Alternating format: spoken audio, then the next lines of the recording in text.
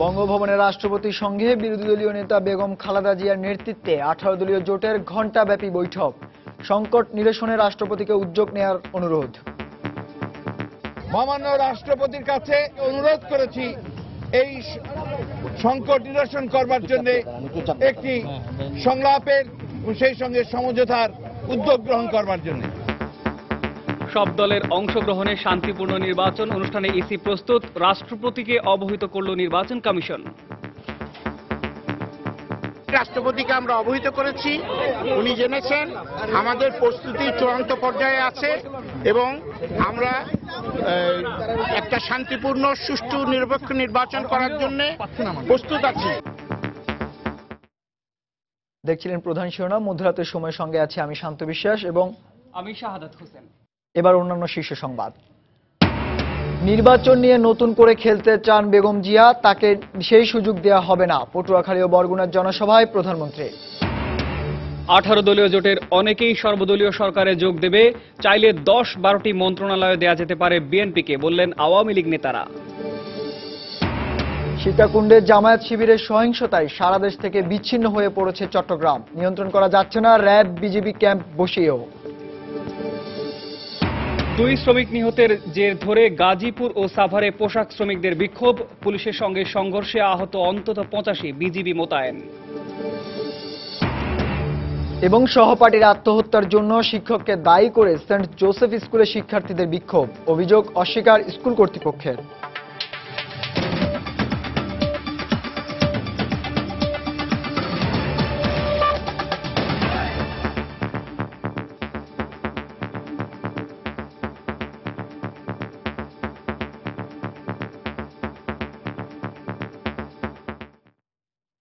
রাজনৈতিক সংকট সমাধানে সংলাপের উদ্যোগ নিতে রাষ্ট্রপতিকে অনুরোধ জানিয়েছেন বেগম খালেদা জিয়া।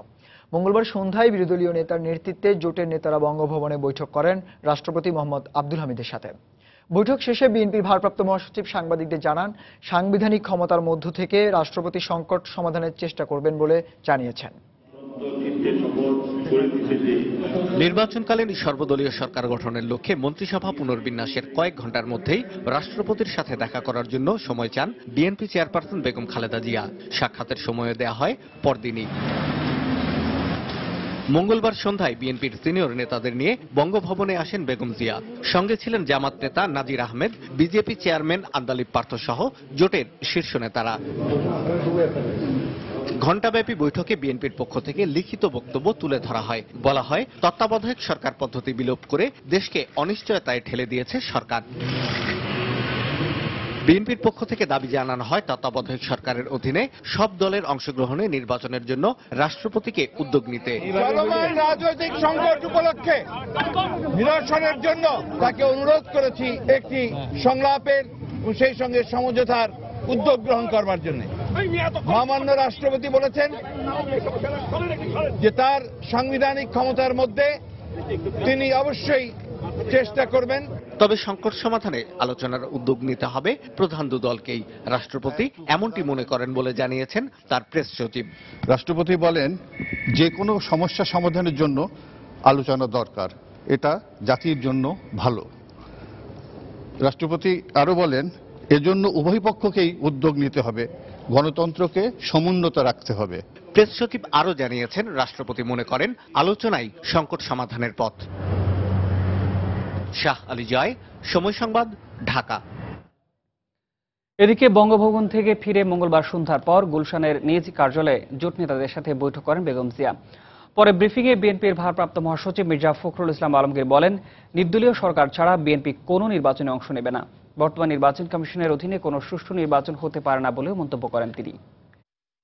নিরপেক্ষ নির্দলীয় সরকার ছাড়া বিরোধী দল এই নির্বাচনে অংশ নেবে না এবং বাংলাদেশের জনগণ তাদের ভোটাধিকার হরণের মাধ্যমে যে প্রহসনের নির্বাচন উদ্যোগ না হচ্ছে তাকে জনগণ প্রতিহত করবে। আমাদের কথা রাষ্ট্রপতি অত্যন্ত ধৈর্যের সঙ্গে শুনেছেন এবং তিনি উদ্যোগ নেবেন যাতে করে সমঝোতার মাধ্যমে এই সংকটের নিরসন হতে পারে।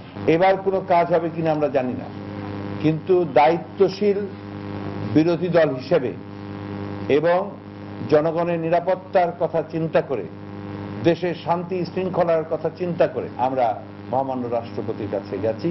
সরকারের ইঙ্গিতে, সরকারের নির্দেশে এই নির্বাচন কমিশন কাজ করছে। সুতরাং এই নির্বাচন কমিশনকে গ্রহণ করার কোনো প্রশ্নই উঠতে পারে না। দশম জাতীয় সংসদ নির্বাচনে সব দলের অংশগ্রহণের জন্য উদ্যোগ নিতে রাষ্ট্রপতিকে অনুরোধ জানিয়েছেন প্রধান নির্বাচন কমিশনার কাজী রকিবউদ্দিন আহমদ। মঙ্গলবার বিকেলে রাষ্ট্রপতির সাথে নির্বাচন কমিশনের বৈঠক শেষে সিএসসি সাংবাদিকদেরকে এসব কথা জানান। এ সময় কমিশনের পক্ষ থেকে সংসদ নির্বাচনের প্রস্তুতি সম্পর্কে রাষ্ট্রপতিকে অবহিত করা হয়েছে বলেও জানানো হয়। রামিম হাসানের রিপোর্ট। পূর্ব নির্ধারিত সময় অনুযায়ী সোমবার বিকেলে প্রধান নির্বাচন কমিশনারের নেতৃত্বে নির্বাচন কমিশনের একটি প্রতিনিধি দল বঙ্গভবনে আসেন। প্রতিনিধি দলে সিসির সাথে 3 জন কমিশনার ছাড়াও ছিলেন নির্বাচন কমিশন সচিব। দেশের বাইরে সফররত থাকায় নির্বাচন কমিশনার মোহাম্মদ জাবেদ আলী উপস্থিত ছিলেন না। বিকেল 4টায় প্রতিনিধি দলটি রাষ্ট্রপতির সাথে বৈঠক শুরু করেন। প্রায় সোয়া 1 ঘন্টা চলা বৈঠক শেষে প্রধান নির্বাচন কমিশনার জানান, বৈঠকে আগামী জাতীয় সংসদ নির্বাচনকে সামনে রেখে কমিশনের প্রস্তুতি সম্পর্কে অবহিত করা হয়েছে। দশম জাতীয় সংসদের নির্বাচনের প্রস্তুতির বিষয়ে রাষ্ট্রপতিকে অবহিত করেছি। আমাদের বিভিন্ন প্রস্তুতির বিষয়ে রাষ্ট্রপতিকে আমরা অবহিত করেছি। উনি জেনেছেন আমাদের প্রস্তুতি চূড়ান্ত পর্যায়ে আছে এবং আমরা একটা শান্তিপূর্ণ, সুষ্ঠু, নিরপেক্ষ নির্বাচন করার জন্য প্রস্তুত আছি। পাশাপাশি আগামী নির্বাচনে দেশের সব রাজনৈতিক দলের অংশগ্রহণ নিশ্চিত করতে উদ্যোগ নিতে রাষ্ট্রপতিকে অনুরোধ জানানো হয়েছে বলেও জানান তিনি। যে সব দলের অংশগ্রহণে আমরা একটা সুন্দর, শান্তিপূর্ণ নির্বাচন চাই এবং তিনি যেন তার পক্ষ থেকেও এই প্রচেষ্টা অব্যাহত রাখেন। আমরা আশা করব যে সব দলের অংশগ্রহণে একটা শান্তিপূর্ণ নির্বাচন হবে এবং আমরা এটাকে সুষ্ঠুভাবে সবার জন্য লেভেল প্লেইং ফিল্ড এনশিওর করে নির্বাচন করতে পারব। এর আগে গত বৃহস্পতিবার রাষ্ট্রপতির সময় চেয়ে আনুষ্ঠানিক চিঠি দেয় নির্বাচন কমিশন। রামিম হাসান, সময় সংবাদ, ঢাকা। নির্বাচনকালীন সরকারের সর্বদলীয় মন্ত্রিসভায় বিএনপি নেতৃত্বাধীন 18 দলীয় জোটের অনেকে যোগদান করতে পারেন বলে আভাস দিয়েছেন বন ও পরিবেশ মন্ত্রী ডক্টর হাসান মাহমুদ। আর প্রধান বিরোধী দল এলে প্রয়োজনে তাদের 10 থেকে 12টি মন্ত্রণালয় দেওয়া হবে বলে জানিয়েছেন যোগাযোগ মন্ত্রী ওবায়দুল কাদের। মঙ্গলবার সকালে সচিবালয়ে সাংবাদিকদের তারা এসব কথা বলেন। এদিকে মন্ত্রিসভায় থাকার সম্ভাবনা না থাকায় সচিবালয় থেকে আনুষ্ঠানিক বিদায় নিয়েছেন কয়েকজন মন্ত্রী। আওয়ামী লীগ সহ বিভিন্ন রাজনৈতিক দল থেকে 8 জন মন্ত্রী ও প্রতিমন্ত্রীর শপথ নেয়ার মধ্য দিয়ে সোমবার সর্বদলীয় মন্ত্রিসভা পুনর্গঠন প্রক্রিয়া শুরু হয়। এদিকে অন্য দিনের মতো মঙ্গলবারও সচিবালয়ে আসেন অর্থমন্ত্রী, যোগাযোগ মন্ত্রী, কৃষিমন্ত্রী, খাদ্যমন্ত্রী সহ বেশ কয়েকজন মন্ত্রী ও প্রতিমন্ত্রী। সর্বদলীয় সরকারে এলে বিএনপিকে বেশ কয়েকটি মন্ত্রণালয় দেওয়া হতে পারে এমন ইঙ্গিত দেন যোগাযোগ মন্ত্রী ওবায়দুল কাদের। বিরোধী দল আসলে আমরা খুবই খুশি হব। আমরা এখনো আশা করছি বিরোধী দল প্রয়োজনে দেব। বিএনপি যদি ইতিবাচক সাড়া না দেন তাহলে তাদের রাজনৈতিক অস্তিত্ব ঝুঁকির মুখে পড়বে বলে আমার মনে হয়। ইউরোপীয় ইউনিয়নের ঢাকায় নিযুক্ত রাষ্ট্রদূত উইলিয়াম হানার সঙ্গে সাক্ষাৎ শেষে পরিবেশ মন্ত্রী সাংবাদিকদের জানান, সর্বদলীয় মন্ত্রিসভায় 18 দলীয় জোটের কয়েকজনের যোগ দেওয়ার সম্ভাবনা রয়েছে। এই প্রক্রিয়ায় আমরা এখনো আহ্বান জানাচ্ছি এবং আশা করছি প্রধান বিরোধী দল বিএনপি অংশগ্রহণ করবে। 18 দলের অনেক নেতার সাথেও আমাদের যোগাযোগ আছে এবং হচ্ছে, তো তাদেরও কেউ কেউ সর্বদলীয় সরকারে যোগ দিলে আশ্চর্য হওয়ার কিছু থাকবে না। এদিকে মন্ত্রিসভায় কে থাকবেন আর কে থাকবেন না সে বিষয়ে এখনো প্রজ্ঞাপন জারি না হলেও সচিবালয়ের কর্মকর্তা কর্মচারীদের কাছ থেকে খাদ্যমন্ত্রী ডক্টর আব্দুর রাজ্জাক, সংস্কৃতি মন্ত্রী আবুল কালাম আজাদ সহ আনুষ্ঠানিক বিদায় নিয়েছেন কয়েকজন মন্ত্রী। প্রসূন আশিস, সময় সংবাদ, ঢাকা। প্রধানমন্ত্রী শেখ হাসিনা বলেছেন, নির্বাচন নিয়ে বিরোধী নেতা বেগম খালেদা জিয়া নতুন খেলা খেলতে চান। আগামী নির্বাচন অবাধ ও সুষ্ঠু হবে উল্লেখ করে তিনি বলেন, হরতাল দিয়ে বেগম জিয়া মানুষ খুন করেছেন, এর বিচারও একদিন করা হবে। মঙ্গলবার বিকেলে বরগুনার তালতলী হাই স্কুল মাঠে জনসভায় শেখ হাসিনা বক্তব্য রাখেন। এর আগে এদিন সকালে পটুয়াখালী কলাপাড়ায় দেশের 3য় সমুদ্র বন্দর পায়রা বন্দর উদ্বোধন করেন শেখ হাসিনা। বরগুনা থেকে আরো জানাচ্ছেন আবুল কালাম আজাদ।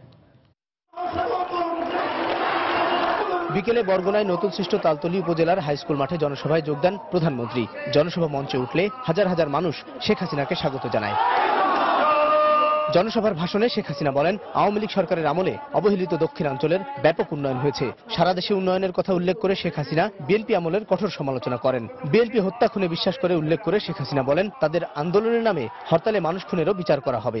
আমি ওনাকে যখন ডাকলাম, আমি বললাম আসুন আলোচনা করি। উনি আমাকে আলটিমেটাম দিলেন 48 ঘন্টার মধ্যে নাকি আমাকে দেশ থেকে বের করে দেবে।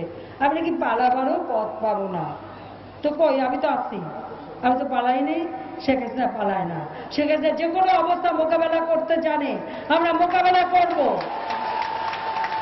এবং যারাই জ্বালাও পোড়াও করে দেশের ধ্বংস করে, এবং এই যে মানুষ এ পর্যন্ত উনি যতগুলি মানুষ হত্যা করেছেন আন্দোলন নামে, এই হত্যার বিচার ইনশাআল্লাহ বাংলার মাটিতে একদিন হবেই হবে। সেই বিচারও আমরা করব। আওয়ামী লীগ গণতন্ত্র ও সংবিধানে বিশ্বাস করে উল্লেখ করে শেখ হাসিনা বলেন, আগামী নির্বাচন হবে অবাধ ও সুষ্ঠু। এদেশের মানুষের ভাগ্য নিয়ে ছিনিমিনি খেলতে না পারে, তার জন্য আমরা সকল পদক্ষেপ নিয়েছি। নির্বাচন কমিশন স্বাধীনভাবে নির্বাচন পরিচালনা করে যাচ্ছে। ইনশাআল্লাহ আগামী নির্বাচন অবাধ, নিরপেক্ষ, সুষ্ঠু হবে। আজকে সেই নির্বাচন নিয়ে তিনি খেলা খেলতে চান, ওই খেলা তাকে খেলতে দেওয়া হবে না।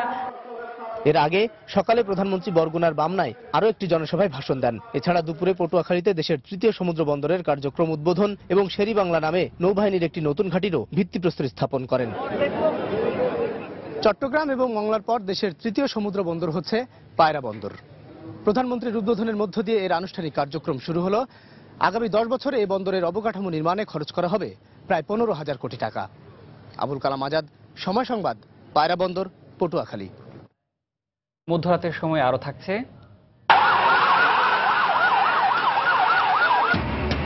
বগুড়ার সরকারি আজিজুল হক কলেজে ছাত্রদল ও ছাত্রলীগ নেতাকর্মীদের মধ্যে সংঘর্ষ, ককটেল বিস্ফোরণ, দোকানপাট ভাঙচুর। চট্টগ্রামের সীতাকুণ্ড অংশের 20 কিলোমিটার এলাকা জুড়ে টানা তাণ্ডব চালিয়ে যাচ্ছে জামায়াত শিবিরের কয়েকশো ক্যাডার। পুলিশের পাশাপাশি র্যাব এবং বিজিবির ক্যাম্প বসিয়েও ঢাকা চট্টগ্রাম মহাসড়কে তাদের সহিংসতা নিয়ন্ত্রণে আনা যাচ্ছে না। এতে স্থবির হয়ে পড়েছে পুরো মহাসড়ক। আর সারা দেশের সঙ্গে বিচ্ছিন্ন থাকছে বন্দরনগরী চট্টগ্রাম। গুরুত্বপূর্ণ এই মহাসড়কে চলমান সহিংসতা নিয়ে কমলদের ধারাবাহিক প্রতিবেদনের আজ দেখুন প্রথম পর্ব। গত 6 মাসের ব্যবধানে পুরোপুরি পাল্টে গেছে ঢাকা চট্টগ্রাম মহাসড়কের চিত্র। রাজনৈতিক যে কোনো কর্মসূচিতে পুলিশের সাথে সংঘর্ষ, নির্বিচারে গাড়ি ভাঙচুর এবং আগুন দেওয়া এখন এখানকার প্রতিদিনের ঘটনা। তাদের লক্ষ্য হলো এই রাস্তাটাকে বন্ধ করা, যাতে এখানে পণ্য আনা নেওয়ার কাজে বাধা সৃষ্টি হয় এবং এই দেশের যে মূল যে লাইফ লাইনটা এটা যাতে তারা বন্ধ করতে পারে, সে লক্ষ্যে তারা এখানে ধ্বংসাত্মক কার্যক্রম চালিয়ে যাচ্ছে। জামায়াত শিবিরের এই তাণ্ডবের কারণে ঘন্টার পর ঘন্টা বন্ধ থাকছে ঢাকা চট্টগ্রাম মহাসড়কে যান চলাচল। ফলে চরম ভোগান্তিতে পড়তে হচ্ছে গাড়ি চালক সহ সাধারণ মানুষকে। যানজট বসে রয়েছে, পুলিশ কি করে না করে যানজট ক্লিয়ার করতে আসে না।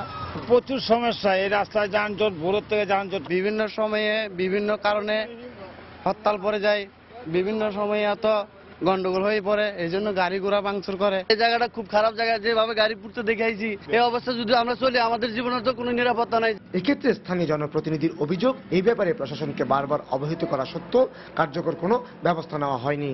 প্রশাসনিকভাবে তো আমি সমস্ত সভা সমাবেশে আপনার এদের যে আপনার নাশকতা এই ব্যাপারে আপনার বিস্তারিতভাবে তুলে ধরে আসছি। প্রশাসনের দুর্বলতার কারণে আজকে এই পর্যায়ে এসেছে। ঢাকা চট্টগ্রাম মহাসড়কের সহিংসতার ঘটনায় গত 6 মাসে সীতাকুণ্ড থানায় 80টির বেশি মামলা হয়েছে। আর এসব মামলায় গ্রেপ্তার করা হয়েছে অন্তত 300 জামায়াত শিবির কর্মীকে। পুলিশের হিসেব অনুযায়ী ঢাকা চট্টগ্রাম মহাসড়কে প্রতি মিনিটে 5000-এর বেশি গাড়ি চলাচল করে। আর যে কারণে তারা চেষ্টা করেন এই মহাসড়ককে যানজটমুক্ত রাখার জন্য। কিন্তু রাজনৈতিক সংঘাতের মুখে ঘন্টার পর ঘন্টা এই মহাসড়ক বন্ধ থাকছে। এর ফলে সৃষ্টি হচ্ছে দীর্ঘ যানজটের। আর এই যানজটের চিত্র যেন এখন নিত্য নৈমিত্তিক ব্যাপার হয়ে দাঁড়িয়েছে। চট্টগ্রামের সীতাকুণ্ড থেকে কমল দে, সময় সংবাদ। এদিকে ঢাকা চট্টগ্রাম মহাসড়কের সীতাকুণ্ডে সাম্প্রতিক সময়ের সহিংসতা বন্ধে প্রশাসনের আশ্বাসে বুধবারের পরিবহন ধর্মঘট প্রত্যাহার করেছে চট্টগ্রাম জেলার পরিবহন মালিক শ্রমিক ঐক্য পরিষদ। তবে বৃহস্পতিবারের ধর্মঘট বহাল রেখেছেন তারা। বগুড়ার সরকারি আজিজুল হক কলেজে ছাত্রদল ও ছাত্রলীগ নেতাকর্মীদের মধ্যে সংঘর্ষ, ধাওয়া পাল্টা ধাওয়ার ঘটনা ঘটেছে। এ সময় কয়েকটি ককটেল বিস্ফোরণ সহ দোকানপাট ভাঙচুর করা হয়। পুলিশ জানায়, মঙ্গলবার বেলা 11:30টায় কলেজ শাখা ছাত্রদল ও ছাত্রলীগ কর্মীদের মধ্যে তর্ক বিতর্কের ঘটনা ঘটে। এর জের ধরে ছাত্রদল নেতাকর্মীরা ক্যাম্পাসে মিছিলের প্রস্তুতি নেন। এ সময় ছাত্রলীগ কর্মীরা তাদের ধাওয়া দিলে সংঘর্ষ শুরু হয়। উভয় পক্ষই ইটপাটকেল নিক্ষেপ করে। এক পর্যায়ে ছাত্রদল কর্মীরা ক্যাম্পাস ত্যাগ করে কামারগাড়ি রেলগেট এলাকায় অবস্থান নিলে ছাত্রলীগ কর্মীরা সেখানেও তাদের ধাওয়া করে। এ সময় কয়েকটি ককটেল বিস্ফোরণ এবং দোকানপাট ভাঙচুর করা হয়। পরে পুলিশ লাঠি চার্জ করে পরিস্থিতি নিয়ন্ত্রণে আনে।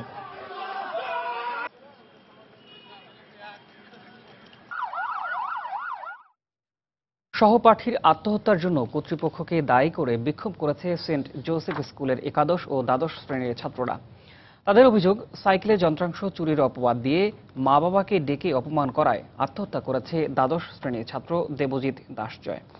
জয়ের মৃত্যুতে শোক প্রকাশ করে স্কুল কর্তৃপক্ষ ছাত্রদের অভিযোগ নাকচ করে দিয়েছে। এদিকে অপমৃত্যুর মামলা দায়ের করলেও এ বিষয়ে কোনো কথা বলতে রাজি হয়নি ওই ছাত্রের পরিবার। নির্বাচনী পরীক্ষা শেষে দুপুর 12টার দিকে পথে নেমে আসে সেন্ট জোসেফ হায়ার সেকেন্ডারি স্কুলের দ্বাদশ শ্রেণীর ছাত্ররা। তাদের অভিযোগ, রোববার স্কুলে সাইকেলের যন্ত্রাংশ চুরির ঘটনা ঘটে। এ ঘটনায় সহপাঠী দেবজিৎ দাস জয়ের বিরুদ্ধে অভিযোগ আনে কর্তৃপক্ষ। জয়ের বাবা মাকে ডেকে এনে অপমানজনক কথা বলেন স্কুলের ডিসিপ্লিন টিচার। ছাত্ররা স্কুল কর্তৃপক্ষের বিরুদ্ধে মানসিক নির্যাতন সহ আরও অনেক অনিয়মের অভিযোগ আনে। ওর উপর চুরির অপবাদ দেওয়া হয়েছে, ওনাকে একটা সাইকেলে পার্টস চুরি করছে, কিন্তু ওর নিজে 36,000 টাকা দামের সাইকেল আছে। যার 36,000 টাকা দামের সাইকেল থাকে সে কেন আরেকজনের সাইকেলে পার্টস চুরি করবে? গার্জিয়ানরা ডাইকে যদি বলে আমার আপনার ছেলে চুপ পয়দা করছেন, তাহলে তো সন্তানরা তো মানে বাপ মায়েরা টলারেট করতে পারে না। অনেক সময় টেস্টে অ্যালাউ হওয়ার থাকে, তারাও অ্যালাউ হয় না, আর যারা অ্যালাউ হওয়ার থাকে না তারাও অ্যালাউ হয়। র্যান্ডমলি কিছু নাম দিয়ে দেয় তারা টেস্টে অ্যালাউ করার জন্য। অবভিয়াসলি আমাদের প্রাইভেট পড়ার জন্য প্রেশার আছে, কজ আমরা দেখা যাচ্ছে যে কোনো ছেলে অসুস্থ হওয়ার জন্য হয়তো পরীক্ষা দিতে পারতেছে না, সে 1 বছর রিপিট, এই জন্য কি তাকে পুরো ক্লাসের সামনে দাঁড় করা, তাকে কি অপমান করা যৌক্তিক? এদিকে জয়ের মৃত্যুতে শোক প্রকাশ করে বিজ্ঞপ্তি দিয়েছে স্কুল কর্তৃপক্ষ। তবে স্কুলের অধ্যক্ষ ছাত্রদের সব অভিযোগ নাকচ করে বলেছেন, এরপরও পুরো বিষয়টি তদন্ত করে দেখা হবে। এক পর্যায়ে সে নিজে আসছিল, আমি বলছি যে এটা এখন তো দেখার কিছু নাই, পরীক্ষা হোক তারপরে তো দেখা যাবে। সে নিজে এক পর্যায়ে স্বীকার করছে যে এটা আমি করছি। তারা দে ডোন্ট নো কার কাছে কোন খাতা যাবে, তারা সেই কোড নাম্বার অনুযায়ী তারা খাতা দেখে শুধু আমাদেরকে আবার দিয়ে দিবে অফিসে, অফিস ডিকোড করবে, রেজাল্ট তৈরি করবে। পুলিশ জানিয়েছে এই ঘটনায় মিরপুর থানায় একটি অপমৃত্যু মামলা করেছে জয়ের পরিবার। তবে যোগাযোগ করা হলেও এ বিষয়ে কথা বলতে রাজি হননি জয়ের মা। ওমর ফারুক, সময় সংবাদ, ঢাকা। বিশ্বজিৎ হত্যা মামলায় 27 নভেম্বর রাষ্ট্রপক্ষের যুক্তি উপস্থাপনার দিন ধার্য করেছেন আদালত। মঙ্গলবার সকালে দ্রুত বিচার ট্রাইব্যুনাল 4-এর বিচারক মোহাম্মদ রুহুল আমিন এই তারিখ ধার্য করেন। এর আগে এই মামলায় আসামি পক্ষের 3 জন আদালতে সাফাই সাক্ষ্য দেন। আদালত এই সাক্ষ্য শোনার পর রাষ্ট্রপক্ষের জন্য যুক্তিতর্ক উপস্থাপনের দিন ঠিক করেন। এই হত্যা মামলায় 21 আসামির মধ্যে 8 জন জেল হাজতে আছেন, বাকিরা পলাতক। পুরনো ঢাকায় বিরোধী দলের অবরোধ চলাকালে ছাত্রলীগ কর্মীদের হাতে বিশ্বজিৎ দাস খুন হয়।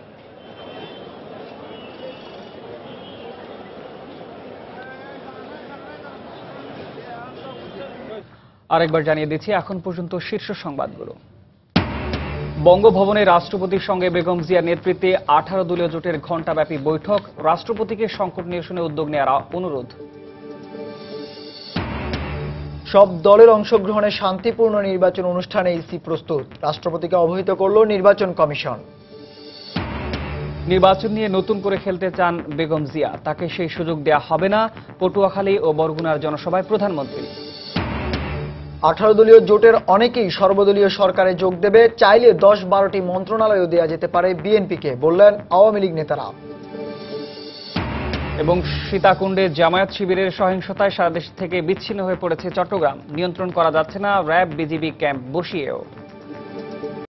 পোশাক শ্রমিকদের বিক্ষোভে মঙ্গলবার উত্তাল ছিল সাভারের আশুলিয়া ও গাজীপুরের শিল্প এলাকা।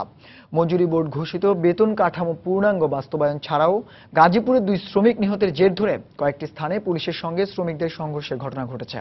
পরিস্থিতি নিয়ন্ত্রণে পুলিশের টিয়ার শেল ছাড়াও 2 এলাকাতে বিজিবি মোতায়েন করা হয়েছে।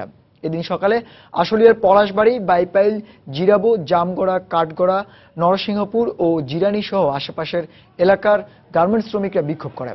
এ সময় পুলিশ শ্রমিকদের সড়ক থেকে সরিয়ে দিতে চাইলে দুপক্ষের মধ্যে প্রথমে ধাওয়া পাল্টা ধাওয়া, পরে সংঘর্ষ বাধে। এতে পুলিশ ও সাংবাদিক সহ কমপক্ষে 80 জন আহত হয়। এ সময় বিক্ষুব্ধ শ্রমিকরা বেশ কয়েকটি গার্মেন্টসে ভাঙচুর চালায়। এদিকে বিক্ষোভের মুখে এই শিল্প এলাকায় বেশিরভাগ পোশাক কারখানা ছুটি ঘোষণা করা হয়।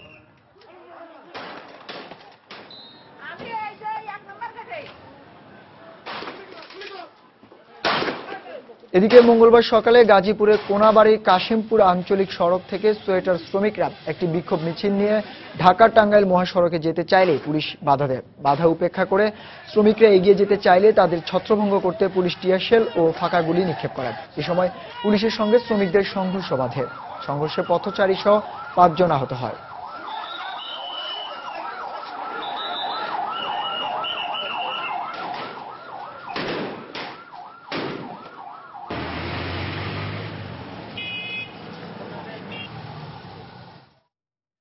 এবার পোশাক খাত নিয়ে সময়ের বিশেষ রিপোর্ট। ভালো নেই দেশের সবচেয়ে বড় শিল্প খাত তৈরি পোশাক শিল্প। একের পর এক শ্রমিক বিক্ষোভ, রাজনৈতিক অস্থিরতা, টানা হরতালে বাংলাদেশ থেকে মুখ ফিরিয়ে নিচ্ছেন বিশ্ববিখ্যাত সব পোশাক ব্র্যান্ডের ক্রেতারা। মোট রপ্তানির 80% দখলে থাকা পোশাক শিল্পের বাজার চলে যাচ্ছে প্রতিদ্বন্দ্বী অন্যান্য দেশের হাতে। বোঝার উপর শাকের আটির মতো ইউরোপিয়ান ইউনিয়নে ভারত ও পাকিস্তানের জিএসপি সুবিধা পাওয়ার সম্ভাবনা এই খাতের শিল্প মালিকদের দুশ্চিন্তাকে আরো বাড়িয়ে তুলেছে। আরিফুর রহমানের রিপোর্ট।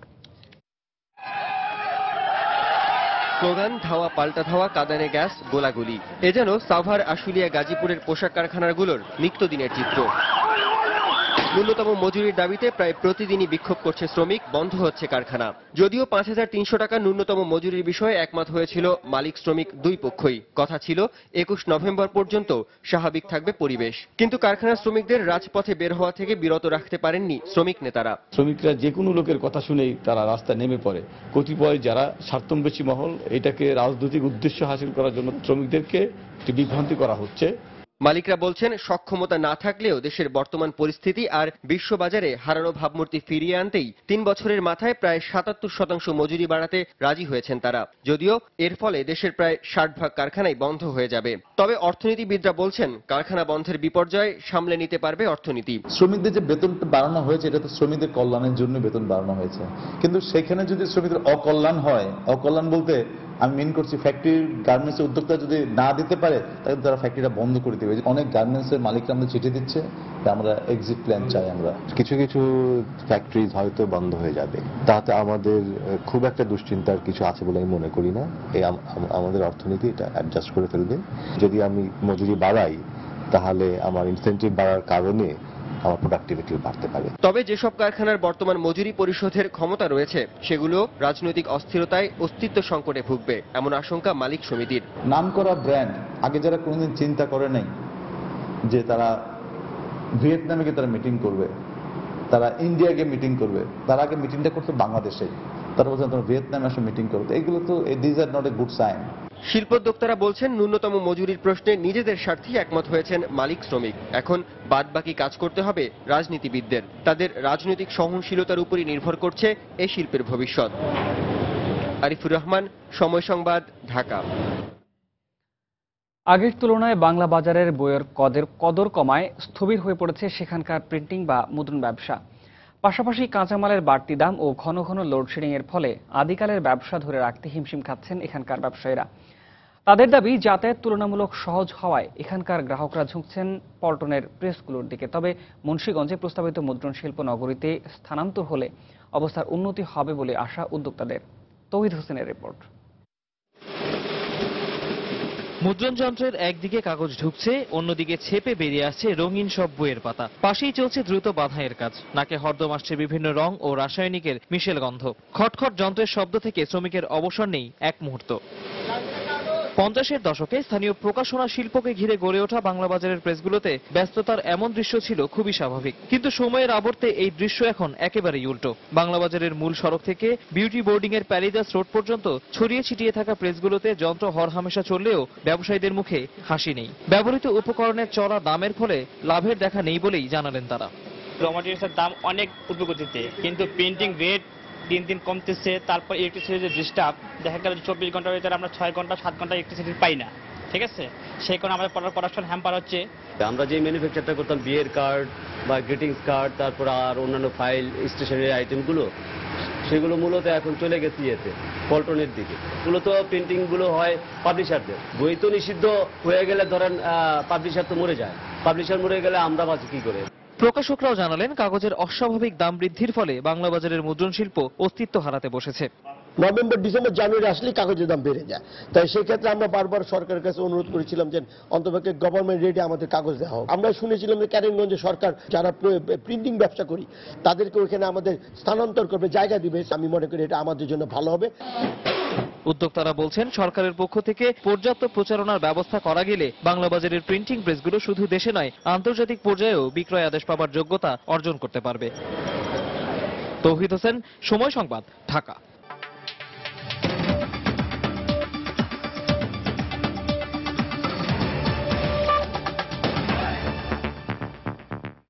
লেবাননের রাজধানী বৈরুতে ইরানি দূতাবাসকে লক্ষ্য করে চালানো বোমা হামলায় তেহরানের একজন কূটনীতিক সহ অন্তত 23 জন নিহত হয়েছেন। মঙ্গলবার দুপুরে সন্দেহজনক জঙ্গিদের জোড়া বোমা হামলায় এই ঘটনা শতাধিক মানুষ আহত হওয়ার পাশাপাশি দূতাবাস ভবনটি ক্ষতিগ্রস্ত হয় বলে জানায় নিরাপত্তারক্ষীরা। বৈরুতে নিযুক্ত ইরানি রাষ্ট্রদূত ও দূতাবাসের অন্যান্য কর্মীরা অক্ষত থাকলেও দূতাবাসের সংস্কৃতি বিষয়ক একজন কর্মকর্তা ইব্রাহিম আনসারি এই ঘটনায় নিহত হন বলে জানিয়েছে কর্তৃপক্ষ। নিরাপত্তা বাহিনীর একটি অংশ বলেছে পরপর দুটি রকেট হামলা চালায় সন্দেহভাজন জঙ্গিরা, তবে অপর একটি অংশ গাড়ি বোমা হামলার কথা জানিয়েছে। লেবাননের সিরিয়ায় সহিংসতা ছড়িয়ে পড়ার ধারাবাহিকতায় এই হামলা হয়ে থাকতে পারে বলে ধারণা করা হচ্ছে। আল কায়েদার সংশ্লিষ্ট আবদুল্লাহ আজম ব্রিগেডসের দায় স্বীকার করেছে।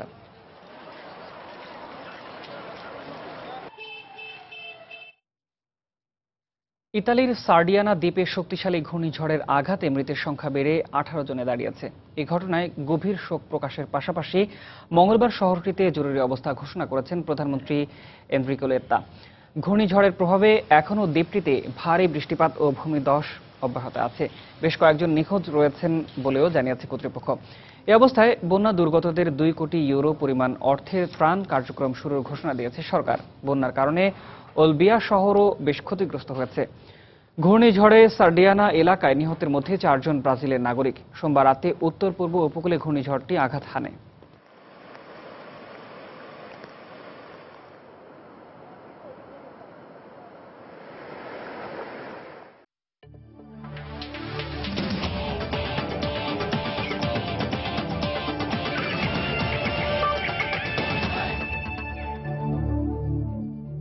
বিশ্বকাপ বাছাই পর্বের খবর।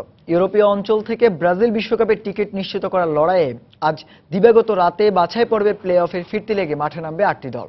প্রথম লেগে হারের স্বাদ পাওয়া ফ্রান্স ঘরের মাঠে মুখোমুখি হবে ইউক্রেনের, এছাড়া রোমানিয়ার, গ্রিসের এবং ক্রোয়েশিয়া মুখোমুখি হবে আইসল্যান্ডের। এদিকে আজ 2:45 ক্রিস্টিয়ানো রোনালদোর নৈপুণ্যে প্রথম লেগে জয় পাওয়া পর্তুগাল খেলবে সুইডেনের বিপক্ষে। ঘরের মাঠে প্রথম লেগের খেলায় ক্রিস্টিয়ানো রোনালদোর গোলে জয় পাওয়ায় কিছুটা হলেও স্বস্তিতে আছে পর্তুগাল কোচ পাওলো বেন্তো, কারণ সুইডেনের ফ্রেন্ডস এরোনায় ড্র করলেই ব্রাজিলের টিকিট নিশ্চিত হয়ে যাবে পর্তুগিজদের। অন্যদিকে ঘরের মাঠে খেলা হলেও অস্বস্তিতে থাকবে এরিক হারমেনের সুইডেন, কারণ নিজেদের মাটিতে পর্তুগালের বিপক্ষে খেলা 7 ম্যাচের মাত্র 1টিতেই জিতেছে তারা। এছাড়া জালাতান ইব্রাহিমোভিচের সুইডেনকে শুধু জিতলেই হবে না, ব্যবধান থাকতে হবে কমপক্ষে 2 গোলের। অন্যদিকে প্রথম লেগে ইউক্রেনের বিপক্ষে 2-0 গোলে হারায় ফ্রান্সের জন্য বিশ্বকাপের চূড়ান্ত পর্বে খেলতে হলে ইউক্রেনের বিপক্ষে বড় ব্যবধানে জিততেই হবে।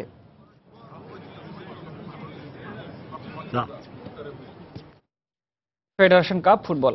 বৃহস্পতিবার শুরু হচ্ছে এবারের ফুটবল মৌসুমের প্রথম টুর্নামেন্ট ফেডারেশন কাপ। টুর্নামেন্টের জন্য এরই মধ্যে নিজেদের প্রস্তুতিটা বেশ ভালোভাবেই গুছিয়ে নিচ্ছে অংশগ্রহণকারী দলগুলো। তবে অনেক ক্লাবই এখনো ফুটবলারদের ইনজুরি সমস্যা নিয়ে রয়েছে বিপাকে। শেষ মুহূর্তে দলে অনেক বিদেশি ফুটবলার যোগ দেওয়ার অনেকেই এখনো গুছিয়ে নিতে পারেনি নিজেদের কম্বিনেশন। প্রায় 5 মাস ধরে দেশের ঘরোয়া ফুটবল লড়াই নেই মাঠে, এতে ঝিমিয়ে পড়েছিল জনপ্রিয় এই খেলাটি। তবে ফেডারেশন কাপ দিয়ে আবারও প্রাণ চাঞ্চল্য আসতে যাচ্ছে দেশের ফুটবল পাড়ায়। আর প্রথম দিনেই ফুটবল প্রেমীরা দেখতে পারবেন বড় 2 ক্লাব আবাহনী ও শেখ জামালের মতো বড় দলগুলোর খেলা। প্রথম 2 ম্যাচে তাদের প্রতিপক্ষ উত্তর বাড়িধারা ও রহমতগঞ্জ। টুর্নামেন্টের জন্য এরই মধ্যে নিজেদের প্রস্তুতি সেরে নেয় এখন ব্যস্ত সময় পার করছে অংশগ্রহণকারী দলগুলো। এবার জাতীয় দলের একাধিক তারকা ফুটবলার নিয়ে গড়া শেখ জামালের প্রথম লক্ষ্যই হচ্ছে গেল মৌসুমের রানার্স আপ বাধা দূর করা। যে প্রিপারেশন, এই প্রিপারেশনে ইনশাআল্লাহ ফেডারেশন কাপ চ্যাম্পিয়নশিপ অর্জনের মতো প্রিপারেশন এবং ফেডারেশন কাপ একটা ভালো ফুটবল খেলার জন্য এই প্রিপারেশন এনাফ। ইনজুরিতে আমার টিমের 2 জন ইনজুরি আছে, এটাই আমার সবচেয়ে বড় প্রবলেম। আমাদের রিপ্লেসমেন্টে অনেক প্লেয়ার আছে, কোনো প্রবলেম হবে না। গেল মৌসুমে বড় বাজেটের দল গড়েও মৌসুমের কোনো আসরে শিরোপার মুখ দেখেনি আবাহনী। এবার তাই বেশ আটঘাট বেঁধেই নেমেছে আকাশী নীল জার্সিধারীরা। এবার সেই স্মৃতি ভুলতে চায় আবাহনী। মরিসন সহ বেশ কিছু ভালো মানের বিদেশি ফুটবলার এবার দলে যোগ দিয়েছেন, তবে এখনো পুরোপুরি গুছিয়ে নিতে পারিনি আমি। যেহেতু এটা প্রথম টুর্নামেন্ট, তাই এই আসরটিকে আমি ভিন্ন চ্যালেঞ্জ হিসেবেই দেখছি। ফেডারেশন কাপের আগে এবার দলগুলো বেশ সতর্ক, তাই আগামী মৌসুমে ফুটবল ভক্তরা জমজমাট ফুটবলীয় লড়াই দেখতেই পারেন। পারভিন আক্তার, সময় সংবাদ, ঢাকা। এবার দেশের হকির খবর। বাংলাদেশের হকিতে সাম্প্রতিক সময়ে ঘটে যাওয়া নানা অনিয়ম ও দুর্নীতির বিরুদ্ধে হকি খেলোয়াড় ও ক্লাব ঐক্য পরিষদের পক্ষ থেকে মঙ্গলবার হকি ফেডারেশনের সভাপতি বরাবর স্মারকলিপি পেশ করা হয়।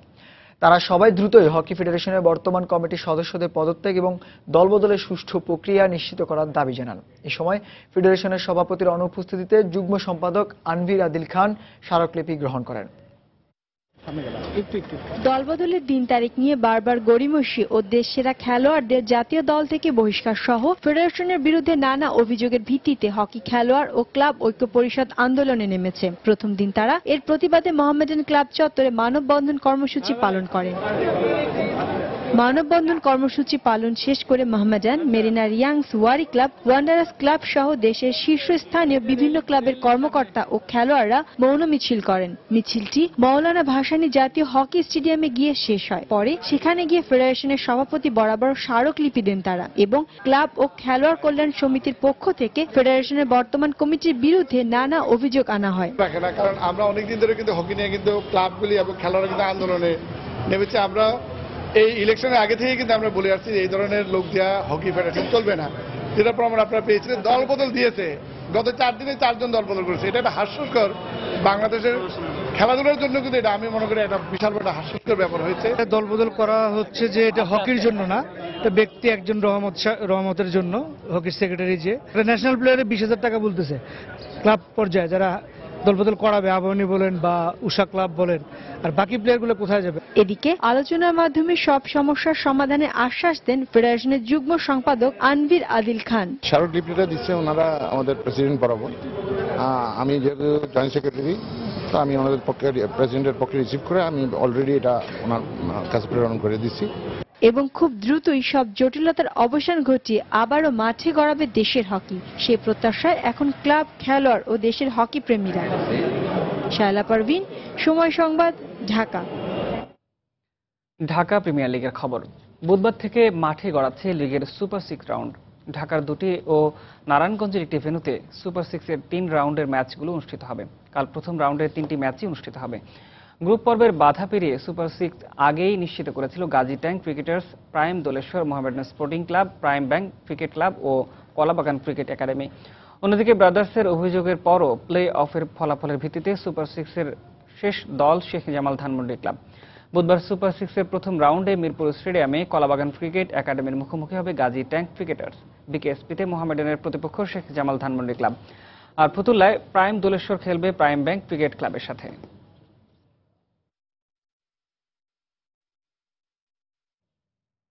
মধ্যরাতের সময় এই পর্যায়ে শীর্ষ সংবাদগুলো জানিয়ে দিচ্ছি আরো একবার। বঙ্গভবনের রাষ্ট্রপতির সঙ্গে বেগম জিয়ার নেতৃত্বে 18 দলীয় জোটের ঘণ্টাব্যাপী বৈঠক। রাষ্ট্রপতিকে সংকট নিরসনে উদ্যোগ নেওয়ার অনুরোধ। সব দলের অংশগ্রহণে শান্তিপূর্ণ নির্বাচন অনুষ্ঠানে ইসি প্রস্তুত, রাষ্ট্রপতিকে অবহিত করল নির্বাচন কমিশন। নির্বাচন নিয়ে নতুন করে খেলতে চান বেগম জিয়া, তাকে সে সুযোগ দেয়া হবে না। পটুয়াখালী ও বরগুনার জনসভায় প্রধানমন্ত্রী। 18 দলীয় জোটের অনেকেই সর্বদলীয় সরকারে যোগ দেবে, চাইলে 10-12টি মন্ত্রণালয় দেয়া যেতে পারে বিএনপিকে, বললেন আওয়ামী লীগ নেতারা। এবং সীতাকুণ্ডের জামায়াত শিবিরের সহিংসতায় সারা দেশ থেকে বিচ্ছিন্ন হয়ে পড়েছে চট্টগ্রাম। নিয়ন্ত্রণ করা যাচ্ছে না, র্যাব বিজিবি ক্যাম্প বসিয়েও। এ ছিল মধ্যরাতের সময়। যে কোনো খবর পেতে ভিজিট করুন সময়নিউজ.tv। সঙ্গে থাকুন সময়।